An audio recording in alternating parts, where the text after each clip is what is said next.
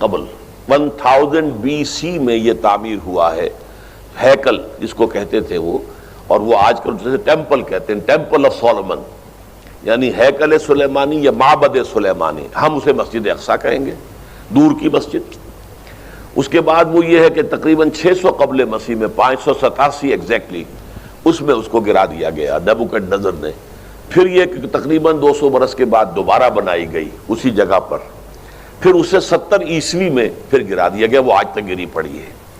تو جب حضور صلی اللہ علیہ وسلم کو معراج ہوا ہے تو وہاں کوئی عمارت نہیں تھی، البتہ یہ کہ معلوم ہوتا ہے کہ ایک گرجا وہاں پر بنا دیا گیا تھا، اس لیے کہ یہ جب ہیڈریان نے اس کو آباد کیا دوبارہ سن 70 میں تو تباہ و برباد کر دیا تھا ٹائٹس رومی نے سن 70 عیسوی میں،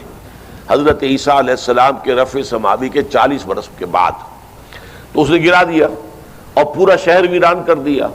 لیکن پھر 60-70 برس کے بعد وہ ایمپرر تھا ہیڈریان رومن ایمپرر، اس نے دوبارہ آباد کیا،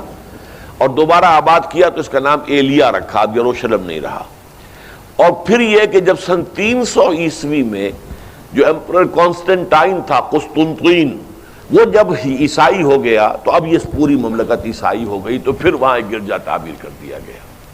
اس گرجا میں حضرت عمر گئے تھے، جب انہوں نے ہینڈ اوور کیا ہے حضرت عمر کو وہاں کے عیسائیوں نے، تو جب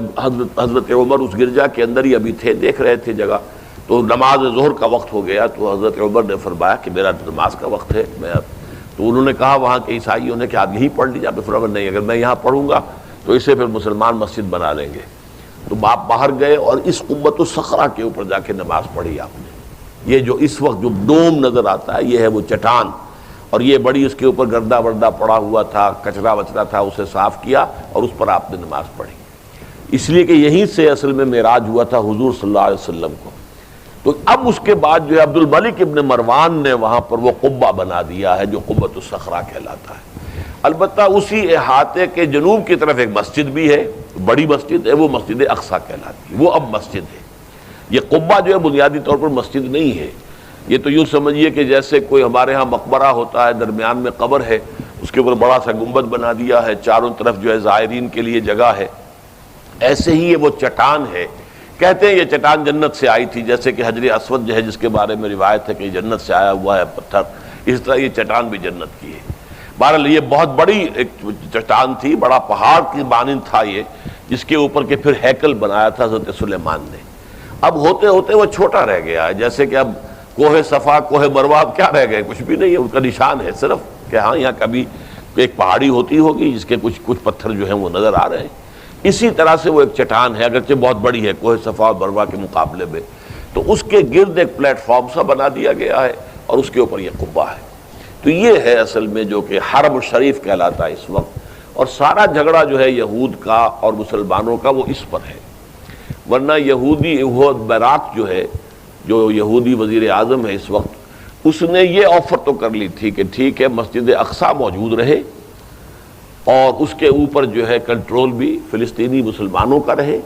لیکن یہ قبۃ الصخرہ پر نہیں ہے، اس لیے کہ یہ ہے وہ جگہ جہاں انہیں اس کو گرا کر اور اپنا تھرڈ ٹیمپل تعمیر کرنا ہے۔ یہ انہوں نے اپنے یہودی جو مذہبی عناصر ہیں انہیں رشوت دے رکھی ہے کہ باقی ہر معاملے میں تم ہمیں اجازت دے دو کہ ہم نے سینائی واپس کر دیا، ٹھیک ہے، گولان ہائٹس بھی واپس کر دیں گے شام کو، اور اسی طریقے سے ویسٹ بینک وغیرہ پر ہم ایک فلسطینی ریاست بنا رہے ہیں، تم اس کی اجازت ہمیں دے دو،